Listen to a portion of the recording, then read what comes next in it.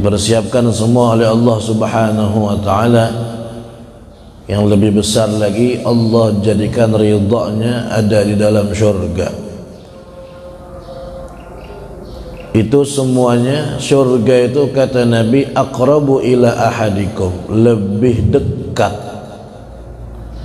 kepada salah seorang kalian min syirakin alih, daripada tali sendalnya. Jadi kalau kita itu pakai sendal, itu kan nempel dengan kita sendal itu. Kemudian di sendal itu kan ada talinya biasanya yang kita jepit kaki kita di sendal itu, supaya sendalnya bisa ngikuti kaki kita melangkah, atau kita angkat atau kita letakkan di tanah. Tali sendal yang kita jepit dengan jempol gitu, itu dengan jari-jari yang lain, itu namanya syirak. Namanya syirak dalam bahasa Arab. Artinya bila kita pakai sendal, mau tidak mau itu nempel, dekat. Syurga itu kata Nabi SAW lebih dekat kepada kita melebihi tali sendal yang kita pakai itu. Artinya dekat sekali. Yang tali sendal itu nempel ini lebih dekat lagi daripada itu, lebih nempel lagi kepada kita daripada itu. Tapi wan naru mithlu dzalik, neraka juga sama, lebihi tali sendal yang kita pakai. Ini sama. Surga sedekat itu, neraka pun juga sedekat itu.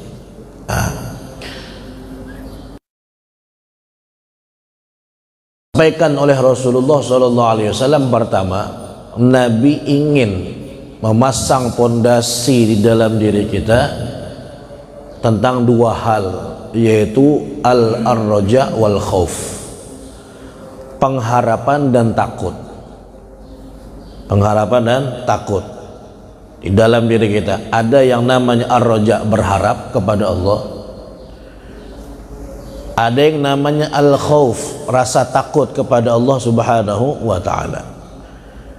Ini dua hal ini harus ada dalam diri kita dan harus seimbang. Takut dengan berharap harus sama takarannya, 50-50. Sebagaimana Nabi sebutkan dalam hadis, al-khauf war raja kal janahain lit-tayr atau kama qala. Pengharapan dan takut itu seperti dua sayap burung, harus ada dua-duanya dan harus seimbang. Bila ada merengnya terbangnya, kada bagus. Nah, jadi seberapa kadar pengharapan kita, segitu juga kadar takut kita dengan Allah. Bilanya lebih salah satunya, mereng, tidak bisa. Orang terlalu banyak berharap dengan Allah, pengharapannya lebih tinggi daripada takutnya, maka orang ini nanti akibatnya akan bersandar kepada ampunan Allah aja, ibadahnya kada, karena terlalu banyak berharapnya. Oh, saya berharap Allah ampuni, saya berharap Allah naikkan derajat saya berharap Allah ini, banyak berharapnya, ketinggian pengharapannya, takutnya sedikit, maka kena ini akan ittikal, bersandar diri saja kepada Allah, beribadah koler, harapan-harapan aja. Sebaliknya, kalau kebanyakan takutnya juga daripada berharapnya, maka orang ini kena akan bisa putus asa, hilang akhirnya harapan dia dengan Allah Subhanahu wa ta'ala. Tadi kan banyak berharapnya, ini koler beribadah kena orang ini. Kalau takutnya yang kebanyakan, orang ini akan jadi putus asa dengan rahmat Allah. Saya ini punya maksiat, tidak mungkin dah Allah ampuni saya, pasti saya masuk neraka. Kebanyakan takutnya. Akhirnya apa? Akhirnya yaitu tadi, kada seimbang juga, salah juga, putus asa, akhirnya malas, tidak mau taubat, kada mungkin diterima Tuhan juga, atau ini dosaku terlalu banyak ini dan segala macam. Jadi dua-duanya harus seimbang. Kaidah ini, dua pondasi ini harus seimbang dalam diri kita, kecuali ketika sakaratul maut. Ketika sakaratul maut, mau meninggal dunia, baru disuruh mengunggulkan berharap daripada takut. Kita dalam keadaan sehat begini harus sama, 50-50, seimbang. Tapi kalau sudah orang tuh sakaratul maut, mau meninggal dunia, maka berharapnya harus lebih banyak daripada takutnya. Jadi orang tuh kalau ada yang hendak meninggal dunia, kita yang sehat-sehat ini kita omongi, kita omongi, kita ajak bicara, jangan takut. Allah terima kok semua amal ibadahmu. Alhamdulillah anak-anakmu sudah masya Allah semua. Insya Allah mereka baik-baik setelah kamu. Allah akan hapus segala dosa-dosamu. Allah akan tempatkan kamu di tempat yang tinggi. Insya Allah Allah akan angkat kamu derajatnya.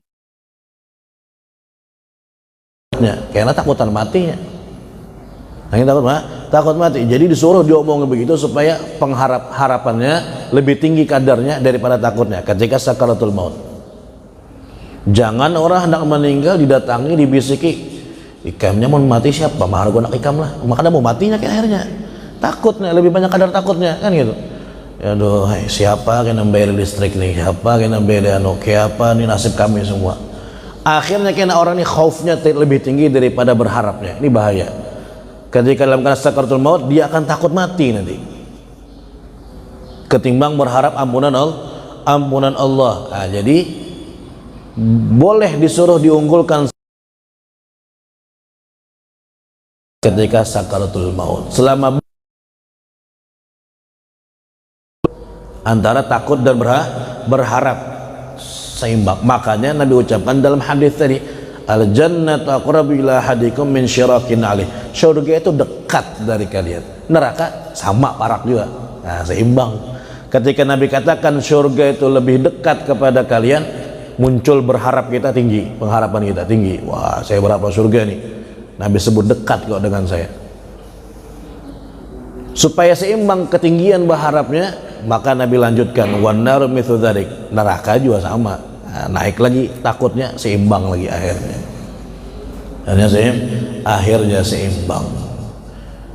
Itu juga yang Allah Subhanahu wa taala tanamkan di dalam diri kita, di dalam Al-Quran yang kita baca setiap hari. Surah Al-Fatihah yang kita baca, Allah katakan apa? Dalam Al-Fatihah, Bismillahirrahmanirrahim. Segala puji bagi Allah, Maha Pengasih, Maha Penyayang. Alhamdulillahirabbil alamin. Ayat ketiga, Ar-Rahmanir-Rahim, lagi mengasih penyayang lagi Allah ulangi. Wah, seorang hamba ketika membaca Allah mensifatkan dirinya pengasih penyayang, naik pengharapannya naik, rasa takutnya turun, naik, pengasih penyayang Allah. Ya pasti saya dikasihi, pasti disayangi, tidak mungkin enggak. Pasti saya ini akan dimuliakan oleh Allah, akan diangkat derajat oleh Allah, naik, harapannya naik, rojaknya naik. Dua kali Allah ulangi Ar-Rahmanir-Rahim. Untuk meimbangi, Allah lanjutkan Maliki Yaumiddin. Iya, memang Allah Ar-Rahmanir-Rahim, tapi jangan lupa Maliki Yaumiddin, dia juga raja di hari pembalasan yang akan membalas amal ibadahmu yang jelek, amalanmu yang jelek juga akan dibalas oleh Allah Subhanahu wa taala. Seimbang lagi akhirnya. Yang asalnya naik harapannya dengan ayat Ar-Rahmanir-Rahim, jadi seimbang lagi dengan ayat Maliki Yaumiddin.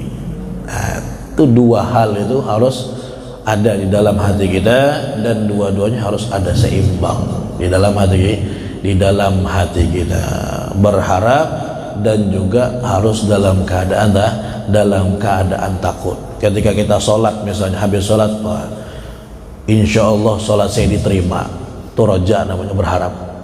Di samping itu ada juga perasaan, kalau panglah kalau diterima Tuhan sembahyangku, harus ada berharap dan takut, harus ada.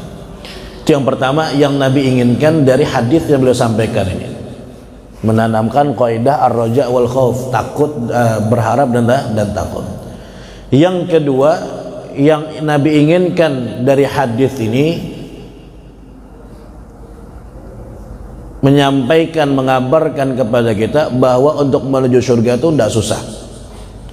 Surga itu bisa diraih, bisa dicapai dengan amalan yang remeh, yang sedikit, karena sudah dekat duluan dengan kita.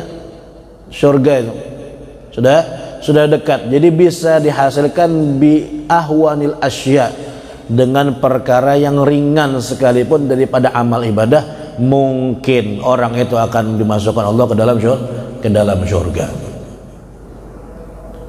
Begitu pula sebaliknya, neraka itu juga bisa diberikan oleh Allah kepada seseorang hamba dengan yang paling ringannya maksiat,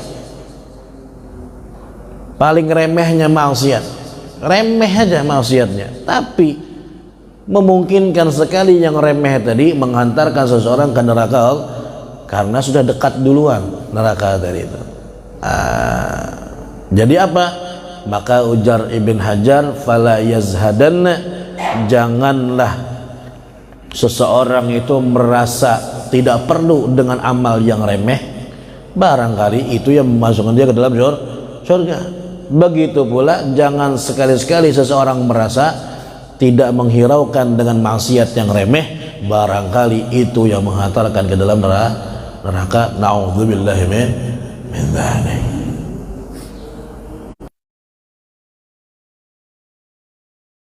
Berkata begini,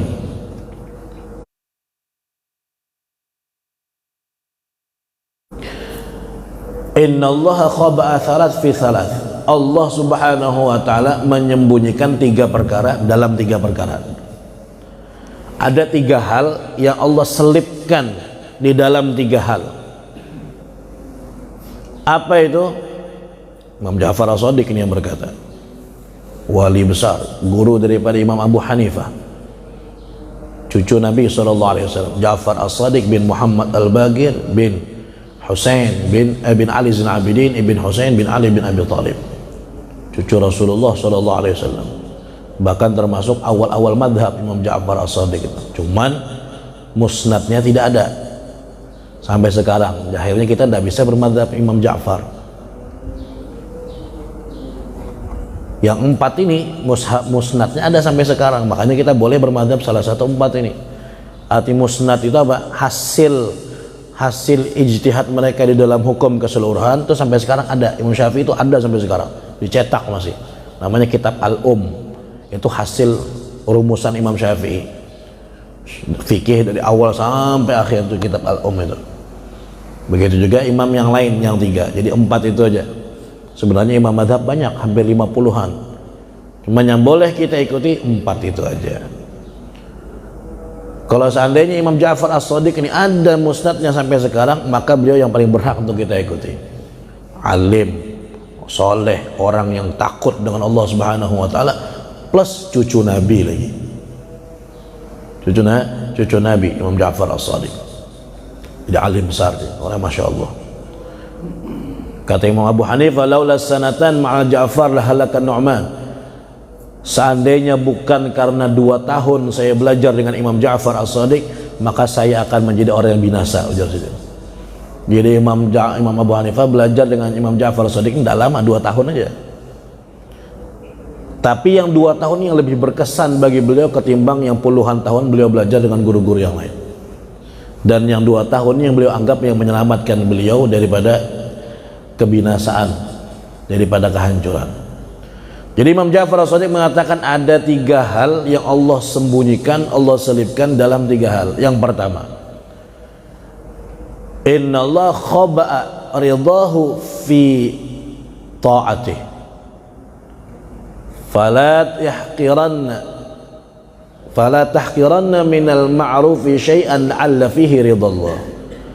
Allah Subhanahu wa ta'ala menyembunyikan keridhaannya di dalam perbuatan taat.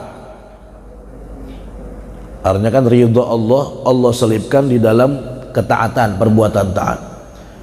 Maka jangan sekali-kali kalian meremehkan perbuatan taat sekecil apapun, barangkali di situ ada ridhonya Allah. Yang remeh itu dah, yang kita anggap remeh, pas kita kerjakan ternyata di situ pas ada pandangan Allah, ridhonya di situ, ternyata itu yang masukkan ke dalam surga. Wah, banyak sekali kita mau menceritakan orang-orang yang mereka dimasukkan Allah ke dalam surga gara-gara amalan yang remeh. Jangan kaget kita nanti ketika di padang mahsyar atau ketika di akhirat nanti Banyak orang yang masuk surga gara-gara amalan remeh, amalan kecil, kayak dianggap itu amalan tidak ada apa-apanya, tidak ada bobotnya sama sekali. Tapi banyak orang masuk surga gara-gara itu, gara-gara amalan remeh. Jadi jangan bingung nanti kita di sana. Banyak sekali. Contoh gampangnya aja. Misal Imamul Ghazali. Imam Ghazali, siapa yang tidak tahu Imam Ghazali? Ulama besar, ahli tasawuf, ahli syariah, ahli haqiqah, lengkap ada di dalam diri Imam Ghazali itu. Bahkan sebagian ulama kita mengatakan seandainya ada nabi setelah Nabi Muhammad, maka yang paling pantas jadi nabi Imam Ghazali. Dan bayangkan kayak apa hebatnya orang itu. Mu'jizatnya kitab Ihya-nya itu, Ihya Ulumuddin, itu yang pantas jadi mu'jizat beliau. Seandainya boleh ada nabi setelah Rasulullah, maka yang paling pantas Imamul Ghazali. Alim besar, karangannya banyak, muridnya banyak, ibadahnya luar biasa. Imamul Ghazali. Ketika beliau wafat Imam Ghazali, maka ada salah seorang orang soleh yang bermimpi ketemu dengan Imam Ghazali dalam mimpinya. Nah, kalau orang soleh itu mimpinya bujur. Nah, beda dengan kita. Kita banyak mengeramputnya mimpi dapat duit semiliar, bustainya waras, bangun-bangun udah ada apa-apa. Tapi kalau orang soleh, wali min auliyalah, mimpinya bujur, mimpinya benar. Karena penentu betul dan tidaknya mimpi kita itu omongan kita, jar Nabi. Bila orang itu jujur, tidak pernah bohong, itu bilanya mimpi bujur, bakal terjadi itu. Nah, bakal terjadi. Asdaquhum ru'ya asdaquhum haditha, kata Nabi dalam hadis sahih. Paling jujurnya mimpi adalah yang paling jujur ucapan. Jadi bila orang tuh kesehariannya ketujuh mengeramput, ketujuh berdusta, itu mimpinya nyata ngeramput juga. Karena bakal terjadi. Tapi bila orangnya jujur, kadang pernah berdusta orang nih, berkisahnya mimpi mam tadi kini-kini, itu terjadi itu. Bakal terjadi. Karena mimpinya juga jujur. Nah, orang tuh kalau jadi wali kadang mungkin pendusta kan gitu. Nah, jadi kalau wali yang mimpi, dia berkata saya tadi malam mimpi, itu bujur tuh. Itu betul, karena mereka tidak pernah bohong dalam ucapannya. Setelah Imam Ghazali ini wafat, ada seorang wali min auliyaillah yang mimpi bertemu beliau. Ditanya oleh seorang wali tadi, wahai Imamul Ghazali, ma fa'alallahu bik, apa yang Allah perbuat kepadamu setelah kamu meninggal dunia ini? Jadi Imam Ghazali, alhamdulillah, Allah ampuni dosa-dosa saya, Allah angkat derajat saya, Allah tempatkan saya di tempat yang mulia, tempat yang tinggi. Tanya lagi wali ini, bima, apa penyebabnya? Kitapian yang banyakkah, atau murid yang banyak, atau majelis yang dimana-mana dihadiri oleh orang ribuan, puluhan ribu yang hadir, atau karena ibadah-ibadah pian yang lain? Ujar beliau, enggak, saya diampuni dosa oleh Allah, diangkat derajat oleh Allah gara-gara pernah ngasih minum lalat. Bari minum lalat. Gimana? Pernah suatu ketika, kata beliau, saya di malam hari pernah suatu ketika ingin menulis kitab. Nah, orang Bahari kan penanya diculup di tinta gitu. Jadi ada tintanya di ujung pena itu, basah. Ketika saya mau menulis, tiba-tiba ada seekor lalat yang hinggap di ujung pena saya dan dia minum tinta itu. Lalat tuh minum, kelihatannya minum tinta itu. Maka ujar beliau, fasabbatu yadi, saya tahan tangan saya supaya tidak lari lalat tadi, supaya kalau tinggal gue minum, saya biarkan dia minum sampai dia kenyang, dia terbang, baru saya gerakkan tangan saya. Ternyata dari sekian banyak amal yang saya lakukan, yang pas ini yang dipandang Allah Subhanahu wa taala, gara-gara amal ini saya diampuni dosa saya dan diangkat derajat oleh Allah Subhanahu wa taala. Coba bayangkan, siapa nyangka bersedekah lawan lalat, bari minum lalat.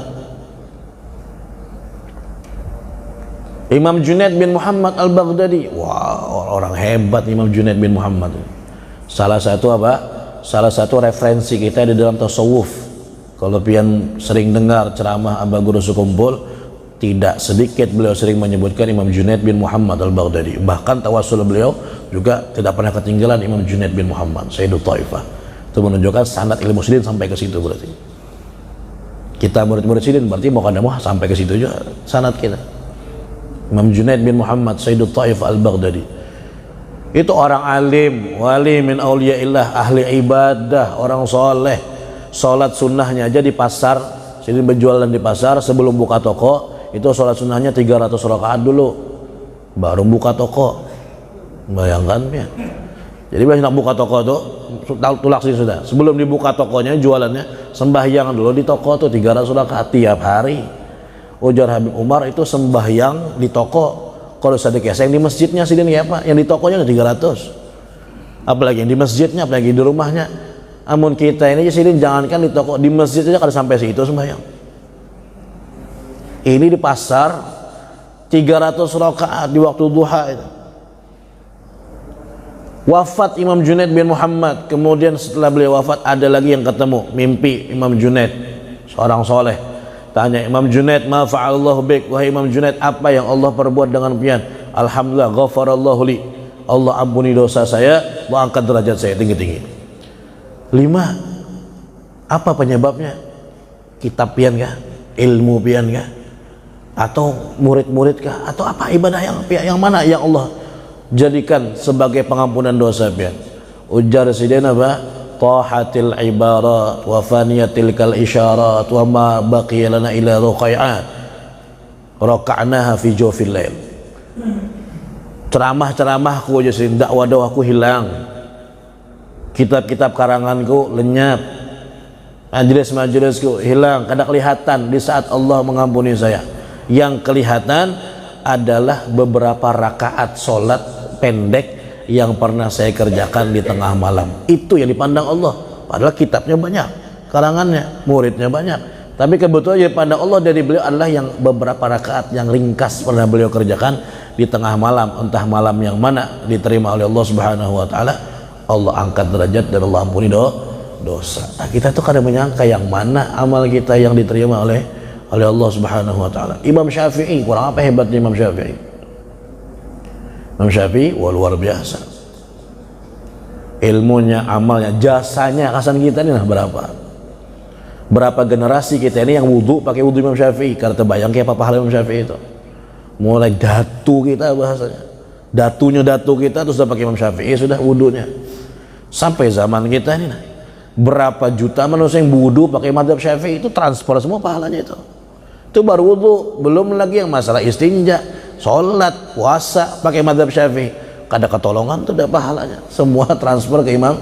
Kita di masjid itu berapa orang nah yang tadi wudhu pakai Imam Syafi'i, sholat subuh pakai Imam Syafi'i, kunut pakai kunut Imam Syafi'i, wirid pakai wirid Imam Syafi'i. Wah banyak bujur. Itu yang ditransfer ke sidin. Belumnya amalan sidin seorang Imam Syafi'i itu tiap hari khatam Quran, setiap hari sekali. Bila di luar Ramadan, bila dalam Ramadan sehari 2 kali khatam, pagi siang sekali khatam, malam sekali khatam, 2 kali sehari bila bulan Ramadan Imam Syafi'i. Perjalanan dari Mekah ke Madinah, ya kalau ini kan 5 jam aja tuh kita bebas, bahari kan agak lawas. Perjalanan dari Mekah ke Madinah Imam Syafi'i beliau menghatamkan 17 kali khatam. 16 kali khatam perjalanan antara Mekah Madinah. Namun kita mulai Mekah Madinah itu guring gitu. Orang umrah atau mulai Madinah ke Mekah pakai baju ihram, bah tuntung ke Bir Ali itu sudah guring aja lagi nah. Yang bertalbiyah gen mutawifnya aja, jamaahnya kada bertalbiyah lagi sudah. Paling bangun pas anak jam makan aja jangan bangun. Imam Syafi'i baca Quran 16 kali khatam, atau riwayat lain 17 kali khatam Imam Syafi'i. Wafat meninggal dunia. Ada lagi seorang soleh mimpi bertemu dengan Imam Syafi'i. Apa yang buat pian diampuni oleh Allah, diangkat derajat? Ujar sidin, yang membuat saya diampuni adalah tulisan saya. Tulisan ketika beliau mengarang kitab beliau, kitab usul namanya Ar-Risalah. Itu beliau ada menulis salawat di dalam kitab itu. Muqaddimahnya beliau menulis salawat. Salawat ada dalam ma'lumatik wa midada kalimatik kullama dzakaraka dzakirun wa ghafara dzikril ghafilun. Itu tulisan Imam Syafi'i di dalam kitab. Salawat, tulisan salawat itu nah yang membuat sidin diampuni oleh Allah, diangkat derajat. Padahal banyak tulisan bermanfaat ilmu semua itu dalam satu kitab ini. Ternyata yang membuat beliau diampuni yang tulisan salawat. Nah, siapa yang tahu? Tidak tahu. Jadi pian jangan heran, jangan bingung nanti di akhirat banyak orang yang masuk surga gara-gara amalan yang remeh, yang kada disangka-sangka. Saya pernah tanya dengan guru, apa sebabnya, sirnya tuh apa, nah, rahasianya kok banyak orang masuk surga gara-gara amalan yang remeh. Ujar guru kita menjawab, ujar Sidin, amalan remeh itu nak biasanya orang tuh ngerjakannya ikhlas, ikhlasnya tuh maksimal 100%. Tapi kalau amalan yang besar itu kadang-kadang orang ikhlas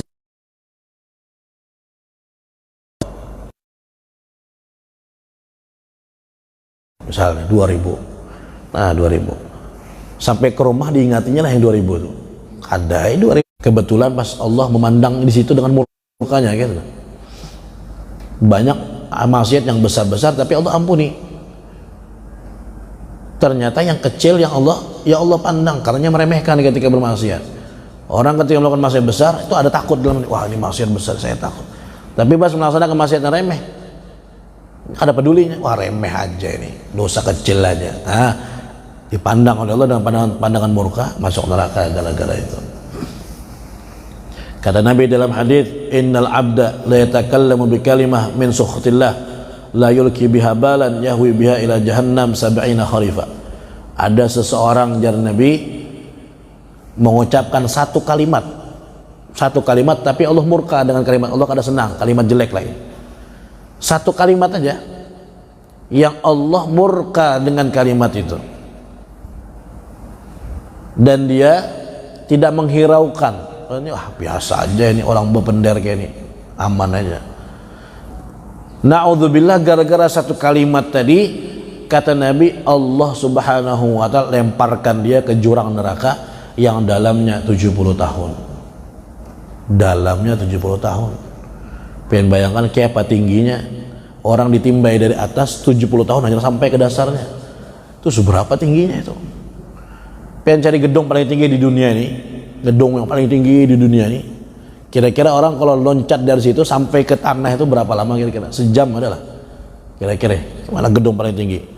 Di Abraj, di Burj, di Dubai itu yang tinggi, anggaplah ada gedung tinggi sekilo misalnya atau 2 kilo. Kira-kira orang kalau loncat dari gedung 2 kilo itu sampai ke tanah berapa lama? Setengah jam adalah baru sampai. Anggaplah sejam. Itu setinggi itu. Kayak apa kalau 70 tahun hanya sampai ke dasarnya? Itu tinggi bujur berarti. Harapan keluar tuh ngalih bujur. 70 tahun hanya sampai ke dasar. Gara-gara satu kalimat aja yang dimurkai oleh Allah. Nah, kita ada tahu juga. Jadi sekecil apapun kita bermaksiat, cepat-cepat minta ampun. Makanya kita disuruh sholat taubat tiap hari. Tiap hari sholat taubat, karena kita ada tahu dosa-dosa kecil yang kita lakukan perlu cepat-cepat ditaubati setiap hari. Jadi Allah hapus, Allah ampuni dosa tadi. Intinya jangan meremehkan lah. Jangan meremehkan. Ada orang jar Nabi masuk neraka, seorang perempuan masuk neraka, disiksa di neraka gara-gara kucing. Gara-gara kucing masuk neraka. Nyebisi kucing, dikurungnya di rumah, diberi makannya kada. Sengaja dikurung, kada dilepaskannya untuk cari makan seorang. Mati kucing tadi gara-gara dikurungnya di rumah. Allah masukkan neraka gara-gara sebab kucing tadi itu. Bayangkan, kada tahu. Intinya jangan meremehkan. Yang kedua, yang ketiga, yang terakhir, beliau mengatakan innallaha khaba'a wilayatahu fi ibadihi fala tahkiranna min ibadihi ahada la'alla fihi wilayatullah. Allah menyembunyikan kewaliannya di dalam hamba-hambanya, maka jangan remehkan siapapun hamba Allah, barangkali itu orang wali, barangkali orang itu waliullah, kita kada tahu. Kadang-kadang yang compang-camping, yang pakaiannya itu kada karu-karuan, yang berdiamnya di wadah sampah di pinggir jalan, kita kada tahu ternyata dia wali min auliyaillah. Ternyata dia orang yang bermunajat tiap malam untuk keselamatan orang sekampungan itu, kita kada tahu. Munajat yang didengar oleh Allah kita kada faham, kada ngerti. Maka caranya supaya selamat kayak apa? Setiap orang kita temui sangka baik semua. Jangan diremehkan, jangan dianggap apa? Dianggap orang yang jelek. Barangkali dia wali min auliyaillah. Apalagi di akhir zaman, para wali-wali itu banyak yang bersembunyi, banyak yang menutupi kewalian mereka dengan pakaian yang sembarangan itu. Kenapa? Karena orang sudah banyak juga yang tidak peduli dengan mereka. Sudah banyak orang terlalu cinta dunia zaman sekarang ini. Maka para wali-wali pun mereka menyingkir. Bukan kada ada. Jumlah wali itu kadang mungkin berkurang. Bilanya meninggal satu, harus ada yang ganti lagi posisinya satu. Minimal sederajat atau yang lebih tinggi derajatnya dari yang meninggal itu. Begitu sampai hari kiamat. Sampai menjelang kiamat sudah habis semua orang muslim, baru habis juga mereka itu. Benar ya? Baru mereka habis. Jadi tetap ada, cuman kenapa sekarang jarang ditemui? Karena orang-orang sudah terlalu banyak cinta dengan dunia, tidak terlalu peduli dengan mereka. Hanya mereka pun menyingkir. Mereka pun menjauh dari kebanyakan manusia. Wallahu alam bissawab. Nah, jadi kita kembalikan kepada pembahasan hadis kita tadi, al jannatu aqrabu ila ahadikum min syiraki na'lihi wan nar mithlu dzalik. Surga lebih dekat kepada kalian daripada tali sendal kalian, neraka juga sama. Pertama tadi apa? Supaya kita seimbang antara pengharapan dan takut kita. Yang kedua, supaya kita kadang meremehkan amal soleh sekecil apapun dan tidak meremehkan maksiat sekecil apapun. Mudah-mudahan Allah ampuni dosa-dosa kita, Allah angkat derajat kita, Allah terima semua amal ibadah kita, yang besar yang kecil yang kita lakukan, Allah terima, dan Allah jadikan kita orang-orang yang ikhlas di dalam beramal, tidak ada pengharapan kepada siapapun selain kepada Allah Subhanahu wa ta'ala. Kalau ada amalan kita yang dulu-dulu yang tidak ikhlas, yang banyak kurangnya, mudah-mudahan Allah dengan rahmatnya Allah sempurnakan dan Allah terima tetap amal ibadah kita yang kurang ikhlas tadi itu, dan menjadikan yang ikhlas oleh Allah Subhanahu wa ta'ala. Allah ampuni dosa-dosa kita yang kecil maupun yang besar, Allah kabulkan segala hajat kita, Allah mudahkan segala urusan kita, Allah jadikan anak-anak kita anak-anak yang saleh dan salihah, yang bisa membantu kita dan penyejuk jiwa kita di dunia dan akhirat. Mudah-mudahan Allah matikan kita dalam keadaan husnul khatimah, dalam keadaan beriman, dan semoga Allah Subhanahu wa ta'ala menjaga kampung kita, menjaga daerah kita, juga secara umum negara kita daripada bala dan musibah yang datang dari Allah Subhanahu wa ta'ala. Mudah-mudahan berkat majlis yang baik-baik ini Allah hapuskan, Allah jadikan kafarah bagi majlis-majlis yang kada baik. Amin ya rabbal alamin. Ala hadhihi niyyah sallallahu ila hadratin nabi Muhammad sallallahu alaihi wa ala alihi wasallam. Al-Fatihah. A'udzu billahi minasy syaithanir rajim. Bismillahirrahmanirrahim. Rabbil alamin. Iyyaka na'budu wa iyyaka nasta'in. Shiratal ladzina an'amta 'alaihim. Amin. Bismillahirrahmanirrahim. Rabbil alamin. Wassalatu wassalamu ala asyrafil anbiya'i wal mursalin sayyidina Maulana Muhammadin wa ala alihi washabihi ajma'in. Allahumma iftah 'alaina futuhal 'arifin, faqihna fid-din, 'allimna at-ta'wil wa lana sawa'i sabil. وجعلنا من علماء من عمل صراطك المستقيم. اللهم اكرمنا بذر الفهم واخرجنا من ظلمات وزدنا علما. ربنا اتنا في الدنيا حسنه وفي الاخره حسنه وقنا عذاب النار. وصلى الله على سيدنا محمد وعلى اله وصحبه وسلم. فضل سبحان ربك رب العزه عما يصفون وسلام على المرسلين والحمد لله رب العالمين. Ini dari ulun, kurang lebihnya minta maaf, salah-salah kata minta Allah kepanjangan, ampun maaf. Hadza minni.